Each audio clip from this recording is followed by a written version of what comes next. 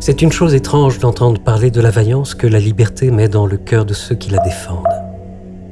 Car ce qui arrive en tout pays et tous les jours, pour tous les hommes, c'est qu'un homme en domine 100 000 et les prive de leur liberté. Qui le croirait s'il ne faisait que l'entendre dire sans jamais le voir ? Et si cela n'arrivait que dans des pays étrangers, dans des terres lointaines, et qu'on vint nous le raconter, qui ne croirait ce récit plus inventé que véritable ? Enfin, ce tyran tout seul, il n'est pas besoin de le combattre, il n'est pas besoin de le défaire. Il se défait de lui-même dès lors que le pays ne consent pas à sa servitude. Il ne s'agit pas de lui ôter quelque chose, mais de ne rien lui donner. Il n'est pas besoin que le pays se mette en peine de faire quelque chose pour soi, pourvu qu'il ne fasse rien contre soi. Ce sont donc les peuples eux-mêmes qui se laissent, ou plutôt se malmènent eux-mêmes, puisqu'ils en seraient quittes en cessant de servir. C'est le peuple lui-même qui s'asservit, qui se coupe la gorge, qui, ayant le choix ou d'être soumis ou d'être libre, délaisse la liberté et prend la laisse, et qui consent à son mal et le recherche même. S'il lui coûtait quelque chose à recouvrer sa liberté, je ne l'empresserais pas, même si ce qu'il doit avoir de plus cher, c'est de rentrer dans ses droits naturels, ce qui est une façon de dire, à partir de bête, de redevenir homme. Je n'attends même pas de lui une si grande hardiesse. Je lui permets qu'il aime mieux une je ne sais quelle sûreté à vivre misérablement qu'une espérance douteuse à vivre à son aise. Quoi ? Si pour avoir la liberté, il suffisait de la désirer, s'il n'était besoin que d'un simple vouloir, se trouverait-il une nation au monde qui estimerait encore trop cher de pouvoir la gagner seulement en la souhaitant, et qui regretterait sa volonté de recouvrer un bien qu'on doit souvent racheter au prix de son sang, et dont la perte amène tous les gens d'honneur à estimer la vie déplaisante et la mort salutaire. Certes, comme le feu d'une étincelle grandit et se renforce toujours, et que plus il trouve de bois à brûler, plus il le brûle, mais se consume lui-même et finit par s'éteindre sans qu'on y mette de l'eau, n'ayant plus rien à consommer, de même, plus les tyrans pillent, plus ils exigent, plus ils ruinent et détruisent, plus on leur donne, plus on les sert, et d'autant ils se fortifient, deviennent toujours plus forts et frais et dispos pour tout détruire et anéantir. Mais si on ne leur donne rien, si on ne leur obéit pas, sans les combattre, sans les frapper, ils demeurent nus et défaits, et ne sont plus rien, ainsi qu'une branche devient sèche et morte, n'ayant plus de sucre ou d'aliment à la racine.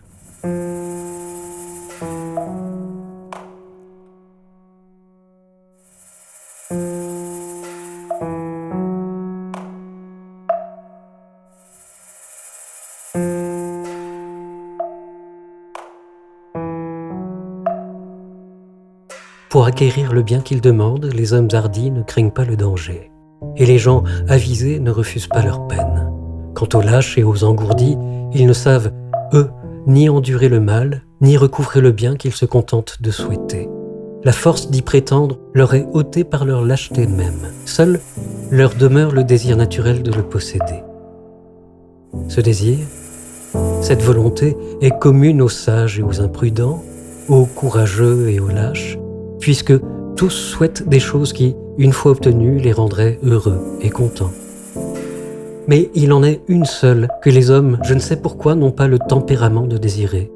C'est la liberté, qui est toutefois un bien si grand et si doux que si l'on vient à la perdre, tous les maux viennent à la file. Et les biens mêmes qui subsistent après elle perdent entièrement leur goût et leur saveur, corrompus par la servitude. Seule la liberté n'est pas désirée par les hommes, semble-t-il, pour la seule raison que s'ils la désiraient, ils l'auraient. Comme s'ils refusaient de faire cette belle acquisition parce qu'elle est trop aisée. Pauvres et misérables peuples insensés, nations opiniâtres en votre mal et aveugles à votre bien, vous laissez emporter devant vous le plus beau et le plus clair de votre revenu, piller vos champs, voler vos maisons et les dépouiller des anciens meubles de vos pères. Vous vivez de telle sorte que vous pouvez vous vanter que rien ne soit à vous. Et il semblerait qu'aujourd'hui, cela vous serait un grand bonheur de tenir la moitié de vos biens, de vos familles et de vos petites vies. Et tous ces dégâts, ce malheur, cette ruine, ne vous viennent non pas des ennemis, mais certes bien de l'ennemi, de celui que vous faites plus grand qu'il n'est, pour lequel vous allez si courageusement à la guerre, et pour la grandeur duquel vous ne refusez pas de vous présenter à la mort. Ce maître n'a pourtant que 2 yeux, 2 mains. Il n'a qu'un corps et n'a pas autre chose que ce qu'a le dernier des habitants du grand nombre infini de vos villes. Il n'a que l'avantage que vous lui donnez de vous détruire. D'où aurait-il pris tant d'yeux pour vous épier si vous ne lui aviez prêté? Comment aurait-il tant de mains pour vous frapper s'il ne les prenait pas de vous? Les pieds avec lesquels il foule vos cités, d'où les aurait-il si ce n'étaient les vôtres? Comment a-t-il pouvoir sur vous, sinon par vous? Comment oserait-il vous courir après si vous n'étiez pas d'accord? Que pourrait-il faire si vous n'étiez receleur du voleur qui vous pille, complice du meurtrier qui vous tue, et traître à vous-même? Vous semez vos fruits afin qu'ils les dévastent. Vous meublez et remplissez vos maisons pour qu'ils puissent vous piller. Vous nourrissez vos filles afin qu'il ait de quoi saouler sa luxure, et vous nourrissez vos enfants pour le mieux qu'ils puissent en faire, les mener en ses guerres, les conduire à la boucherie ou les faire ministres de ses convoitises et les exécuteurs de ses vengeances. Vous vous tuez à la peine afin qu'ils puissent se mignarder en ses délices, se vautrer dans ses sales et vilains plaisirs. Vous vous affaiblissez pour qu'ils soient plus forts et qu'ils vous tiennent plus fortement la bride plus courte, et de tant d'indignité que les bêtes elles-mêmes n'endureraient pas si elles les sentaient. Vous pouvez vous en délivrer juste en essayant non pas même de vous en délivrer, mais simplement de vouloir le faire. Soyez résolu de ne plus servir, et vous voilà libre. Je ne demande même pas que vous le poussiez pour le secouer, mais seulement que vous ne le souteniez plus.